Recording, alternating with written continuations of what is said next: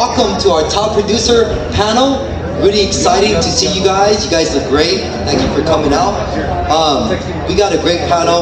These people are so diverse in what they do, right? They're so unique in their own situation, and they're doing really well in our current real estate market. And I think we all can agree that we face a lot of obstacles right now, right? In our industry. I think one of them is what? Low inventory. How long has that been happening, right? What's the other one? Anybody want to give me another one? High interest rates, absolutely, right? And now they decide to change the MLS, right? And buyers and what's going to happen with that, right? So we don't know what's happening. All we could do is continue to work, right? That's what I'm doing. So I really hope that if you hear something from one of these women here, that it really helps you in your business and it helps you, something you could take home.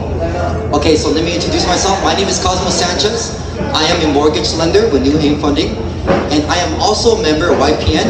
YPN, we're the group that put this together, okay? So if you're looking at people like, thank you, Carlos.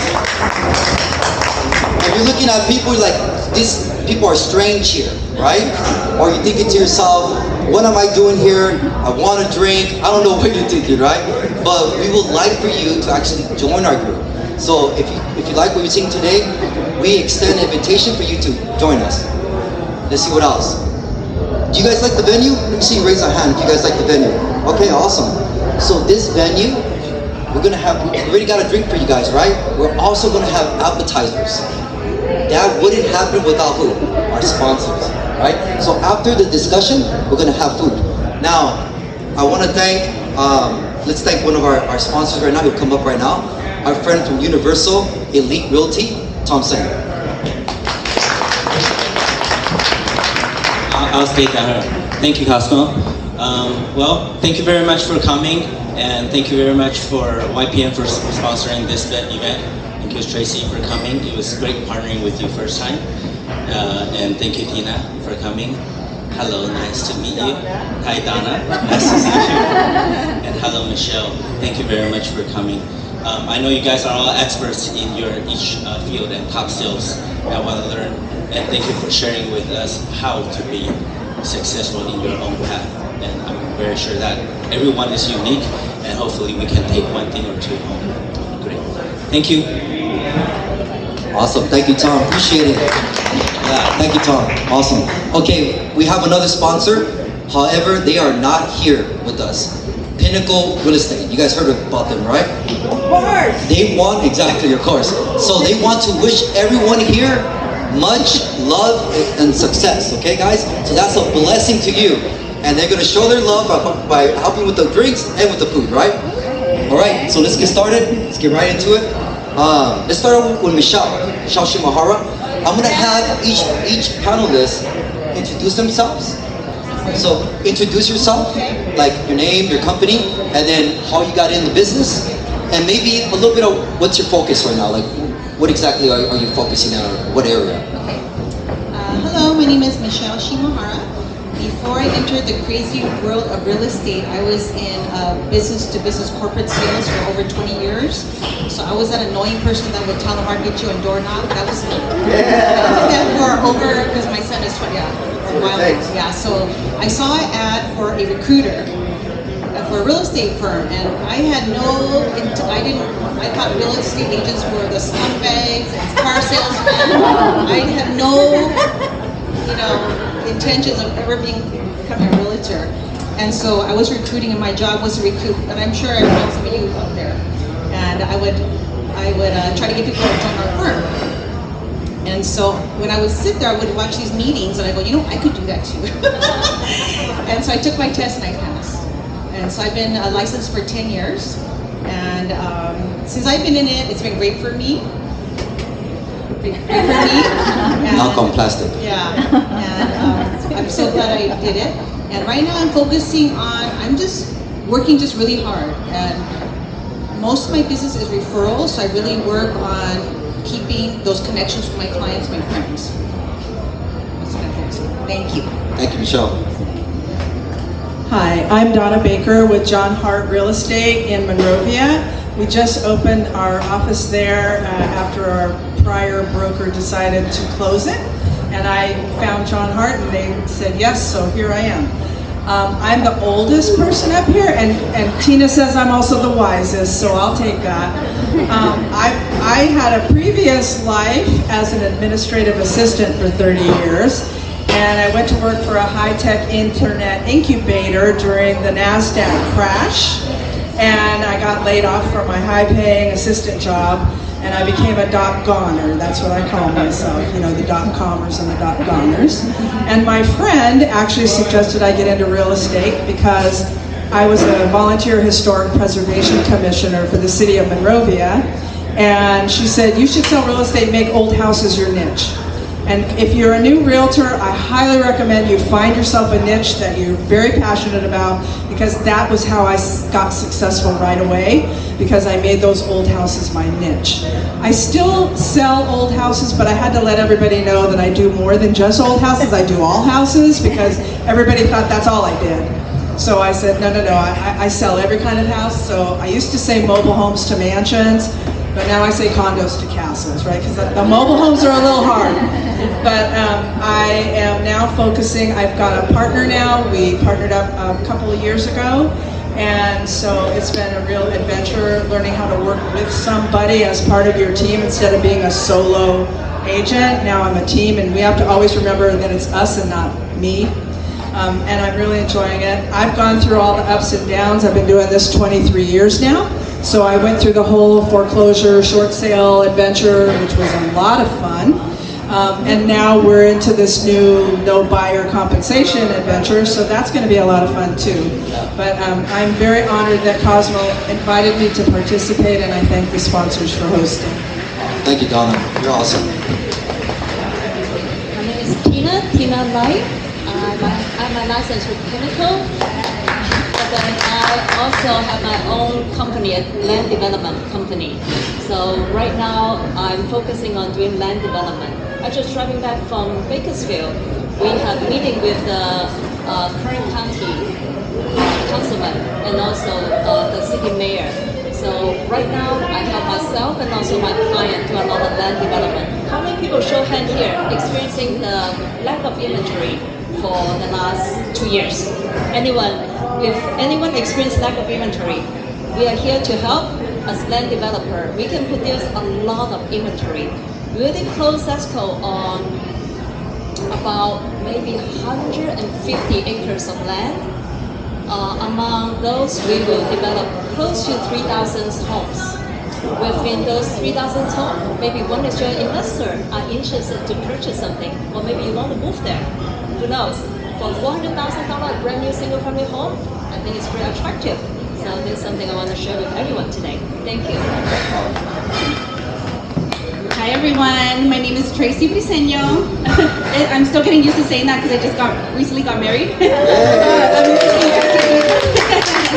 Yeah, so Tracy Briseno, thank you Cosmo, thank you YPN for having me. So I am an agent with the agency. My focus and my niche, well, prior to me being an agent, I came from banking, so I used to be a branch manager for a big bank.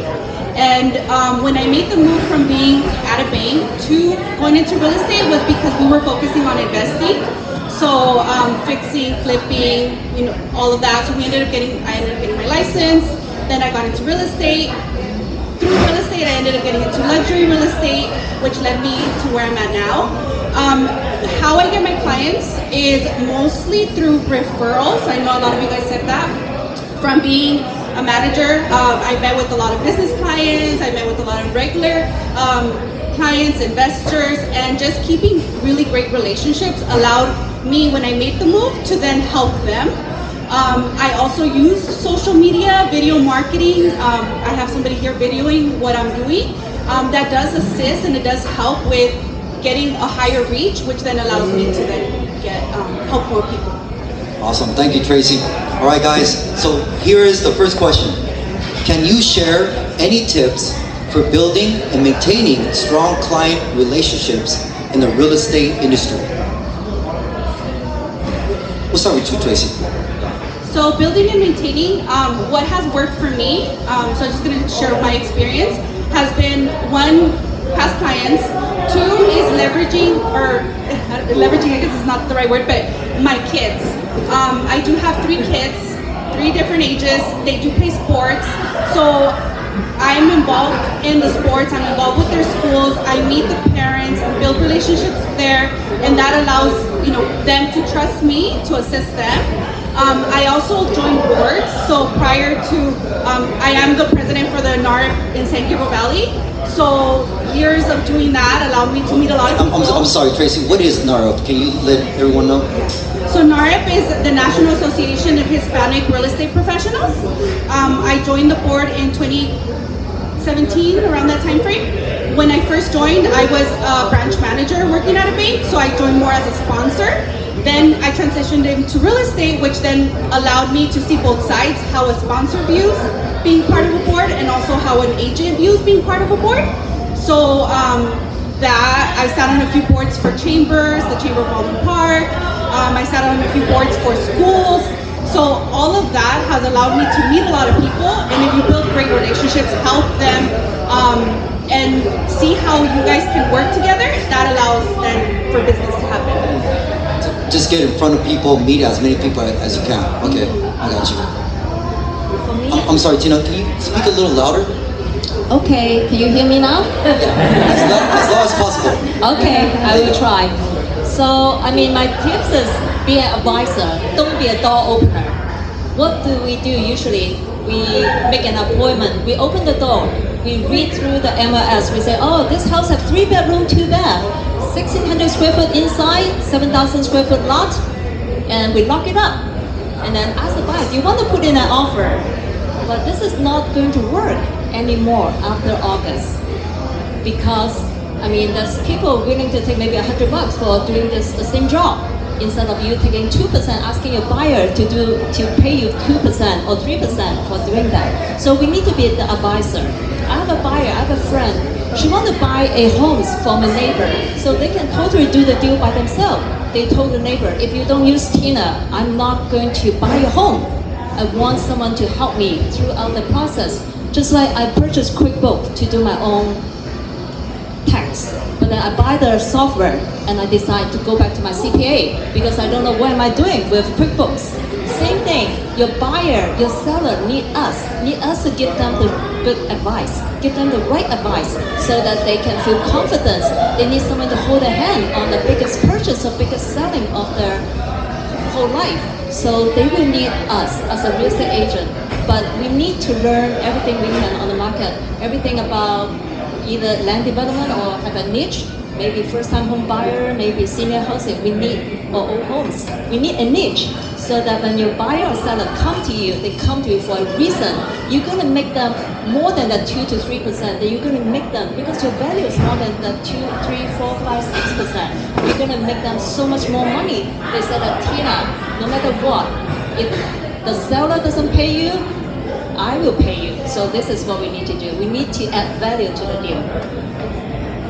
Awesome, that's great. So I think the question was, where do I get my clients? Is that the question? What do I do? Yeah, can you share any tips for building and maintaining strong client relationships in the real estate industry? So my number one piece of advice, especially if you're a newer agent, is to get involved in your community. I have always been a volunteer. I've always had that spirit to get involved in whatever association or organization I was involved with.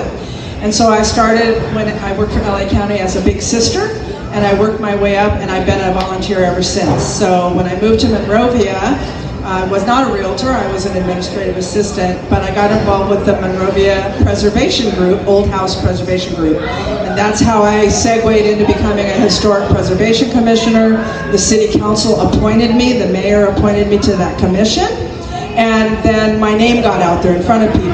So when I lost my job, I got that suggestion to get into real estate, and I didn't have to establish who I was because the whole town kind of knew who I was already because I was involved.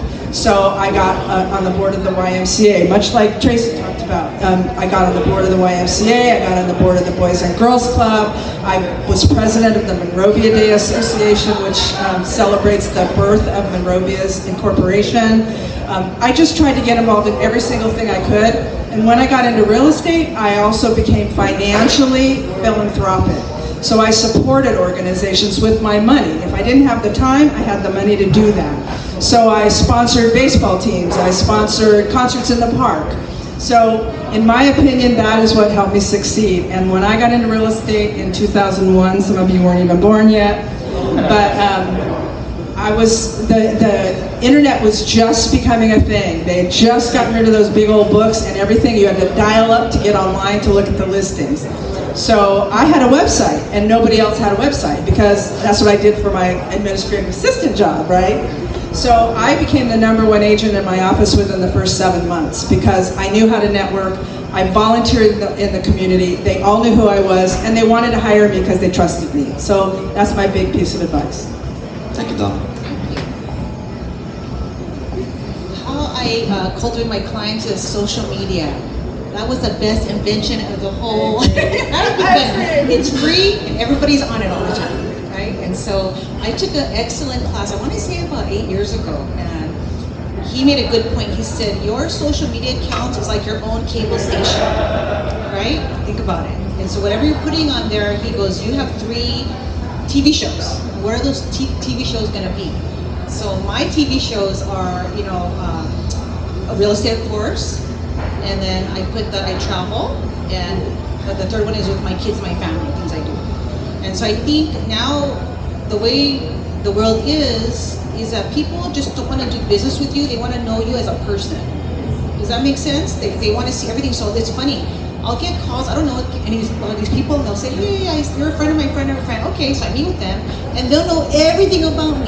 You went here, you went there, your kid went to UH, and I go, oh, and you have a dog, and they know everything about me. It's like they know you already, so it kind of already makes them more comfortable. And so I love social media. So my demographic, because I'm an old lady, is mostly Facebook and Instagram and TikTok.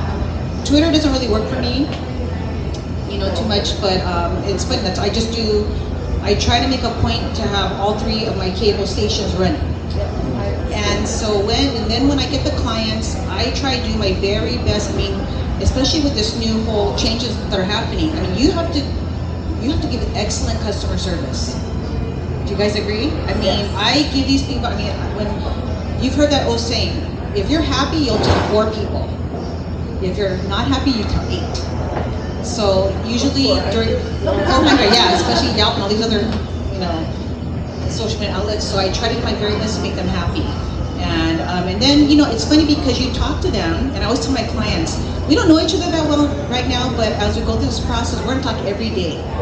And so you become friends, and so you become part of their life. I get invited to their weddings, their kid showers, and it's it's really nice. That's why I love my job, because I become friends with them. And so we're always keeping in touch. I mean, I think the last 4 or 5 sales I had were people that bought it from me 7, 8 years ago. And now they're either, moving on or going to bigger and better things. And so as a new agent, I would really go onto social media, really take advantage of it. Awesome. Thank you, Michelle. We're going to start with you for the second question. How do you stay ahead of the curve and adapt your strategies to changing market conditions? Okay, good question. Well, it's always changing, right? So what I do is I make a lot of friends with other realtors, and I call because everybody broker is teaching them different things, right? You guys agree? So I'll call my friend at Pinnacle, I'll call my friend at, I'm with EXP, Keller Williams, I call Compass, and I constantly, what is your broker telling you right now? What are the trends that you guys are seeing? And they'll tell me, well, my broker is this, and my broker is, okay, good. And I also try to log in as much as possible, all these different, I follow certain people online, and I'm getting my information that way. And of course on the board, I belong to West San Gabriel, they have excellent training there. And so it's really good. I mean, because of social media now, your clients know more than you. I don't know if you ever heard of that. You go somewhere and they go, oh, I heard of this AB125. And I say, and I have to look it up real quick, and so they're very savvy now.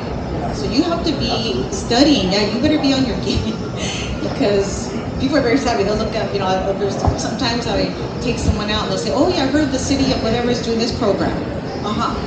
you know, and you don't want to look like you're not informed. So my suggestion, again, if you're new, just your free time, always be researching and learning and growing. As I said, I've gone through a lot of ups and downs in the real estate market, and I've seen a lot of people make a big mistake by putting all their eggs in one basket. So I worked with a woman who only did foreclosures. That's all she did during that whole 2008, 2009, 2010 time period. Well, when things started to come back, she had no business because that's all she had was foreclosures, and there were no more. So my advice is to stay in tune with what's going on in the market today. Not yesterday, but today, so that you can anticipate what's going to happen in the future and you can keep up with the changes that are happening. And I totally agree with Michelle about social media. I think you have to be on there, you have to engage with people. The new broker that I'm with, John Hart, is very, very big on social media and website hits and things like that. So, and again, everybody knows my cat. He has 6 toes. They always say, oh, how's Catcher? You know. So I mean, that is the second big part of it, is to stay in tune with your audience, so that you know, don't talk politics. Don't be controversial. Just stay focused on your business. Have a thick skin, because sometimes people aren't going to hire you, and that's going to hurt your feelings, especially if they're related. But I just think you just really need to pay attention.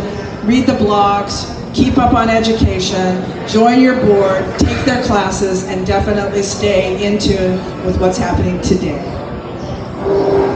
I think we need to strategize. You need to think of a new way to do business.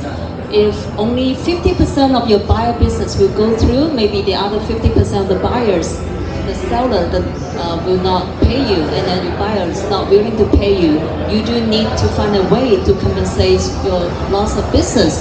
So, I mean, you can maybe find senior that want to downsize. It's not that they don't want to sell. It's not that they don't want to give you the listing. It's they don't know where to move to. You can do all the research about all the senior housing in the area. In Laguna Beach, they have such a nice, beautiful park. You can help them to get qualified. Once they are able to buy a new replacement home or no lockdown somewhere they can move to, they will give you the listing. Maybe you're losing a little bit on the buyer side, but at the same time, you gain a seller. So you need to strategize and see what you want to learn, and what if a seller come to you and say that, I don't know where to move to, and then you agree with her, yeah, I don't know where you should move to, and then you probably won't get anything. You won't get a buyer and you won't get a seller. But if you put yourself under some of the seller's shoes, help them to buy a replacement, find them something, maybe you get all your 3% buyer's commission, or maybe not, but maybe you gain a seller. Just need to strategize and work with the flow. I'm pretty sure everyone will be successful. So I agree with a lot of what they're saying. The only thing that I would add would be, right now, he mentioned what are the issues, right? What are the problems? It's interest rates are high and low inventory, right? So when I see what the problem is, I automatically think, how can we solve that problem? So I start thinking, okay, if there's no inventory, how can I find my own inventory, right? So marketing to past clients that might potentially want to sell, marketing and it goes back to the basics, how can I get more listings? Is it door knocking? Is it calling? Is it flyers? What works for you? Is it specifically doing social media, specific targeting sellers? So I focus on what's going on, and I run towards that, and I try to figure out a way to solve that. So just yesterday I was helping a buyer, or it was 2 days ago, I was helping a buyer. I was showing them a property, and the next door neighbor was outside. I went to him and I said, hi, my name is Tracy, nice to meet you. Just having a nice conversation. Then he asked me if I knew the listing agent that was selling the property, and I said, no, I'm actually showing the property to a buyer. And then from there he said, you know what, I actually want to sell my house. Do you want to look at my house, because I'm interested in selling? And when you think that, you're like, oh, I don't know, I'm a girl, should I go into the stranger's house? But I told my buyers, my partner was there with my buyers too, so I said, hey, I'm gonna go to the neighbors, I know you're here, you're gonna talk to our buyers. and I went, and then I have an appointment for a listing. So you just have to be comfortable with talking to everybody that's around you. You don't know how you can help them or how they can help you or how you guys can collaborate. So that's where I would say just focus on not the problem, but how can you solve that problem. Awesome. Thank you so much, Tracy. Hopefully you guys can see that there's a common theme here, right? Getting involved in your community, using social media. And we got 2 more questions, so we're almost done. Then we're going to open up for you guys to ask your questions. So the third question is, we'll start with you, Tracy. What marketing techniques or tools have been most effective for you generating leads and attracting clients? I know you kind of mentioned it a little bit, but if you kind of elaborate maybe on something else. Yeah, so my biggest ones have been relationships and social media. If I was to elaborate, I would say social media video marketing has helped out a lot. As far as specifics, I'll tell you what I'm doing right now in this market is 2 years ago, I was helping a lot of first-time home buyers purchase homes, right? Those first-time home buyers are now selling because they want to move into a specific area because either their family has grown or things have changed, right? So continue to stay in touch with your past clients, having a great CRM that allows you to stay in touch. But also I'm working a lot with investors right now. A lot of investors are not scared to buy no matter what the interest rate is. And they're the ones that want to, buy a property that might need some work. So if you're comfortable with reaching out to those homeowners that have houses that maybe need work and they want to sell, but maybe nobody has reached out to them, or there's so many different ways. But what I have done is either door knock, send flyers, try to get a hold of that seller to see if I can get an investor and then bridge the gap. So that's basically what I'm doing right now, more investors. Thank you. Okay, we have some things to watch out for. I think for land development, it can be something big, but it doesn't need to be. You can buy a house in Alhambra. The single-family home is probably small with a decent-sized lot, 8,000 square foot. If you pitch it to a buyer, maybe they're only willing to pay $1 million for it. But if you have the eye of a land developer, you can tell your client, what about you can build up to 4 units on this lot? You can have ADU, junior ADU, you can convert your garage. I mean, the government is open to all of those.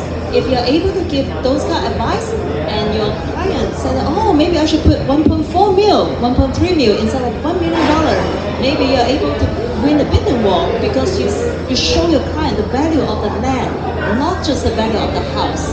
By giving them some advice like that, maybe you get your buyer willing to put up their bid a little bit over than the mutual buyer. By having this purchase close, maybe a couple of years down the road, you will get a listing of 4 units instead of 1. I mean, also another thing we need to be extremely careful is when you bring a buyer to do land development, always advise them to do their own due diligence. Sometimes they will tell you, I don't speak the language, maybe they speak Spanish or they speak Chinese. They say that, Tina, ask the city for me, how many units can I build on here? Never do that. There's one time that my client, I helped them to buy a single family home in San Marino. My client wanted to tear down and rebuild. It's a $3 million land. Basically, it's an old home. They want to rebuild on it. And I'm so lucky that even though my client said that they don't speak the language, I said, come with me to the city hall. So I bring them to the city hall.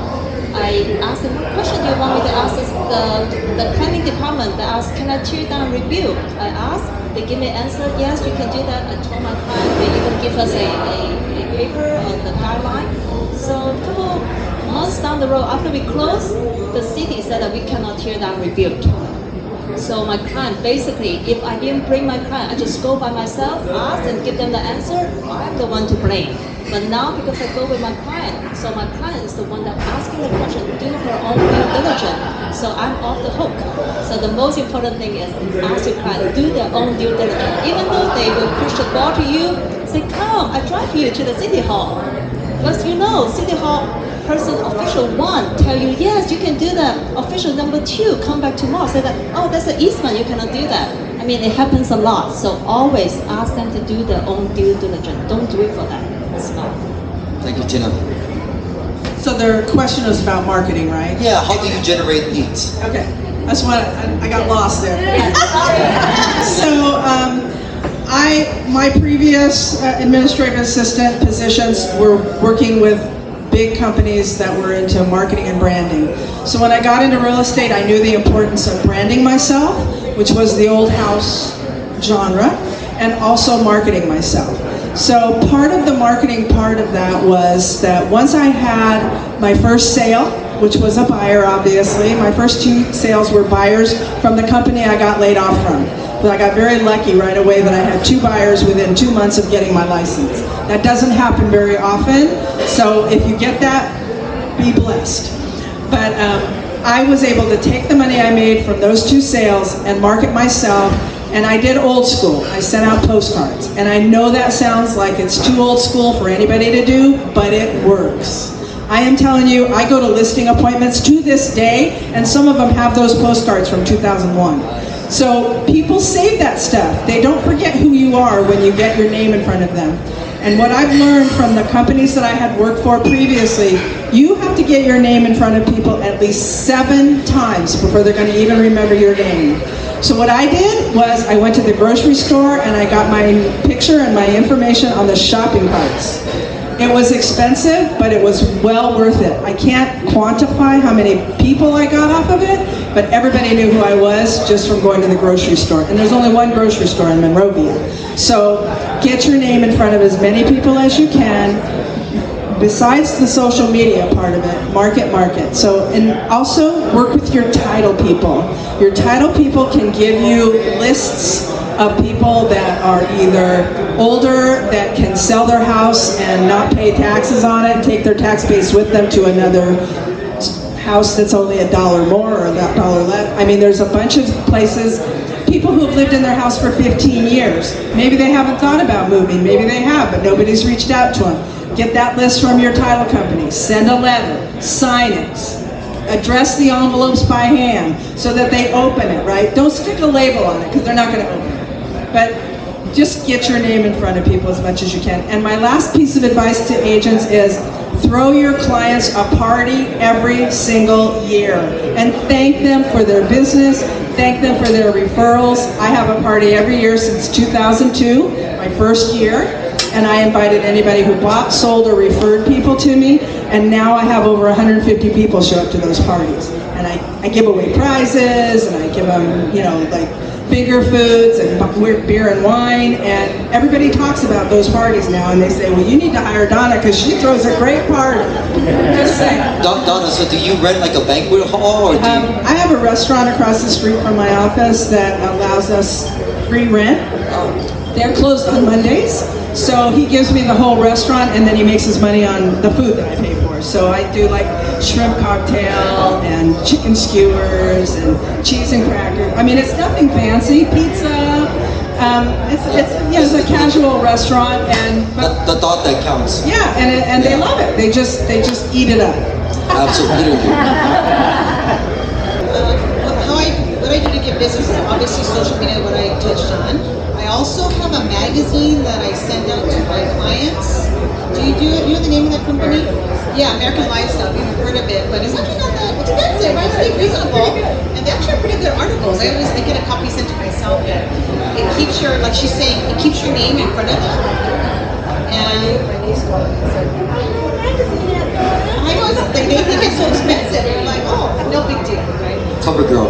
Yeah, it's a very impressive actually. So every time I get a new client, I add them to my list. And so every month I'm in front of them. And also I do old school, I do postcards. I have a certain, every month I send out so many. And I have a billboard on the 91 freeway. And it's so funny, the other day my friend called and she said she was on the car with her daughter. And my billboard came up and she told her daughter, I know her. And my daughter said, no, you don't know her. So they called me to prove. And it's funny because, off the billboard, they were on the freeway. But I think it's a lot what these ladies said. You have to just keep in front of your clients because they'll forget. You think they won't, but they will. So you just got to keep in front of them. And by doing that, all these things they said, social media, calling them, you're going to call, a phone call. Hi, how are you? On their birthday, I always call. Hi, how are you on your birthday? little things like that people appreciate. Thank you, Michelle. Okay, this is our last final question. What does the future of the real estate industry look like, and what are you most excited about? So you can be honest, but give us some hope in the end, right? Okay, of course. Of course. Well, you know, things are changing, and I think that whatever your reality is, that's what's going to be. You know, if you have a great attitude, you're going to do fine. But if you think the sky is going to fall, guess what? Your business is going to fall too. And I mean, we already lived through this. When I first started, it was the RESPA, the TRID. When I got my license, the TRID came out. That was this whole thing with the RESPA, and people thought the real estate market was going to crash. And we adapted. And when COVID came out, the same thing. It was a change, right? But we adapted. And I'm a little scared, not scared, but I'm not real sure. But we'll be fine. You know, it's going to change, but we'll be okay. I know that from the classes that I've been attending, the interest rate's supposed to go down. Yeah, they've been saying that for a while, but they haven't gone down really. Hopefully. And it's not my fault. Hopefully it is going to go down. So, you know, of course, when the rates go down, they're saying 4 to 5%, it's going to get busy again. And so I think the future is bright. I do. Okay, thank you so much for that. Okay, as the old lady up here, the wise lady, I think that you, again, have to have a very tough skin in this business. And if you're going to cry every time somebody makes you mad, then you should find another job. This is not an easy job, and we make it look easy, unfortunately. And so everybody thinks they can do it, right? So I have a feeling that this whole change with the buyer's agent compensation is going to get rid of a lot of the people that shouldn't be doing it in the first place, right? And I think that's going to be really good for our industry, because there are people that either sell 1 or 2 houses a year and they don't know what they're doing and they can really screw up a deal. Or there are agents who said, I've been doing this for 30 years. And it's like, that doesn't matter how long you've been doing it. If you're not keeping up with what's going on now, it doesn't matter. You're still not going to be successful. So keep your eye on the prize. Don't count that commission check until you get it in your hand. Keep in touch with your clients and make sure that you stay positive, because there's a lot of negatives to look at in this business, but I think that it's going to be positive from here on out. Once August hits and everybody gets used to the changes, I think it's going to be a good thing. So we're going to all get more business because there are going to be less agents. Make sure you guys listen to them if you want to stay in the business, okay? Go ahead, Tina. I have to agree with them. I think a lot of buyer's agent or the agent only do buy side will exit the business. But I think everyone can think of a way to do both, buy and sell. Just keep on pressing. And for me, I just want to create my own inventory. That's the reason why I get into land development. First, I help myself to do land development, and I like it, and I get to know the city official and the county people. So I introduce it to my investor, and my investors start to do it. So I basically guarantee myself some future listing. If I cannot get buyer, then what the heck, just get some seller. So I think if you have a will, you have a way. Think of some creative way. I mean, for me, it's land development. For you, maybe something else. Maybe specialize on helping a certain niche of people. You need to think. Don't just, at the beginning, I just hop onto my car and I drive people. Wherever you want to see a house, I'm here. But now, after many years in the business, I start thinking, what do I want? Where do I want to bring my business to? So I think if I act, and I think everyone can have a piece of the pie. Thank you, Tina. So for me, I think of it 2 ways, very similar to a lot of what the ladies are saying.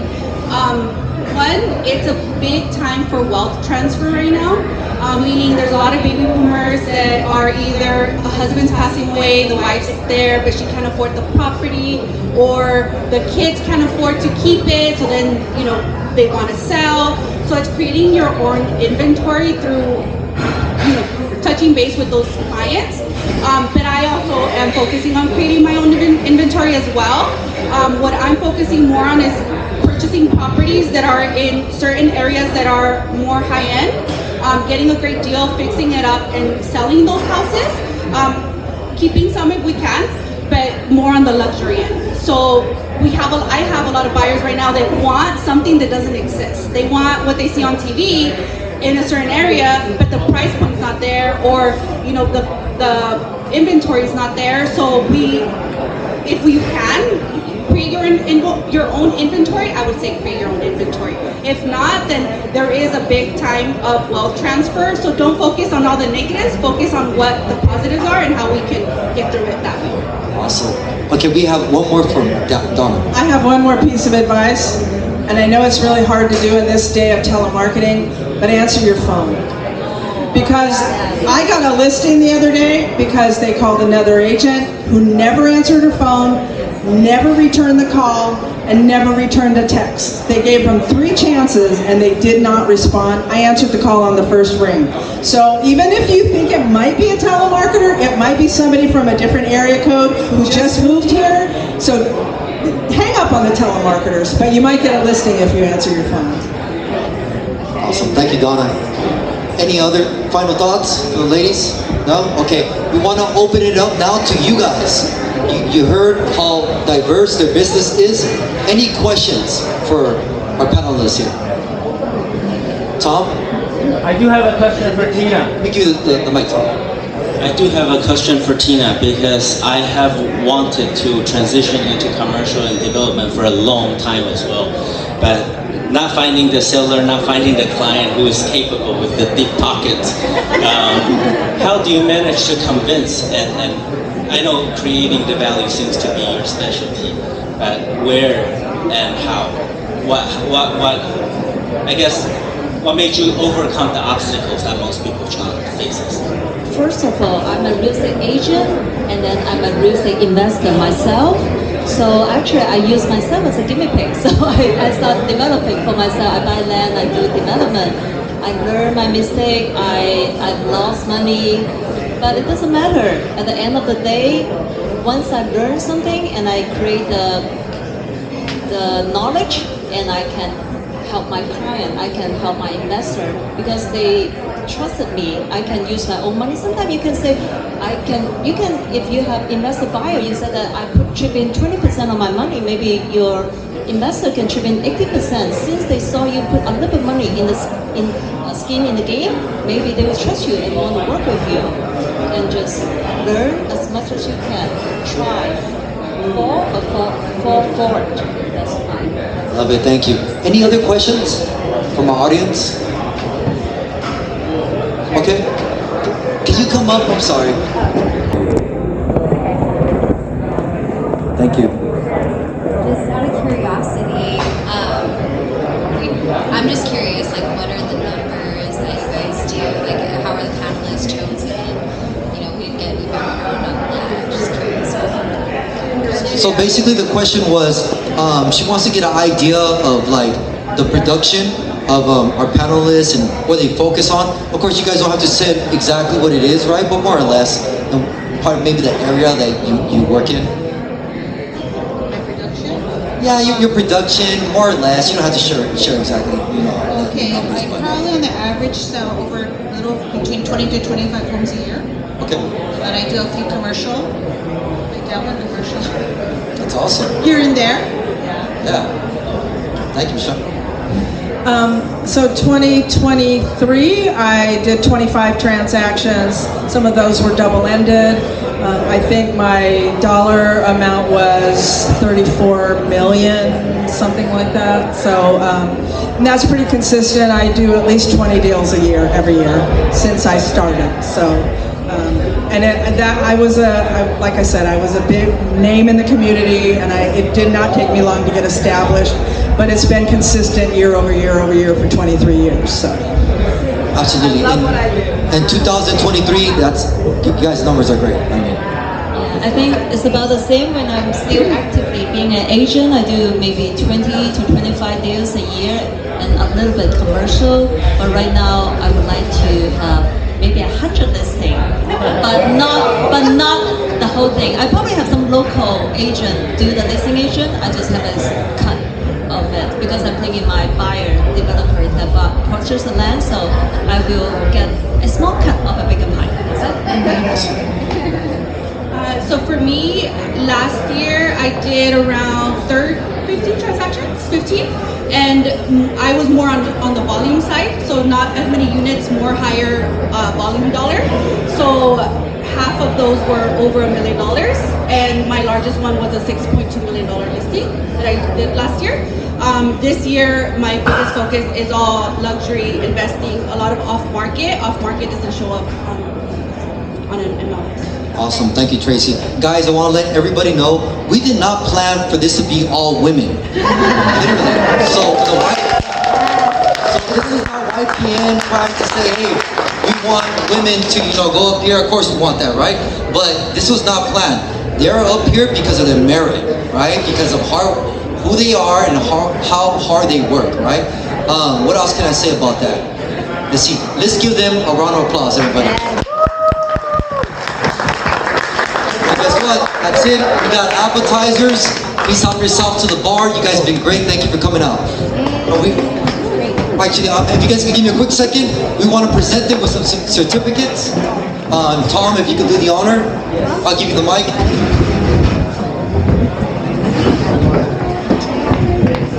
Thank you so much for your wonderful presentation. Everybody learned a lot. And I know you guys are at the top tiers of the real estate. And thank you very much for devoting your time to share your experience with us. And yes, we have prepared some token of appreciation. Thank you for coming in for the community service.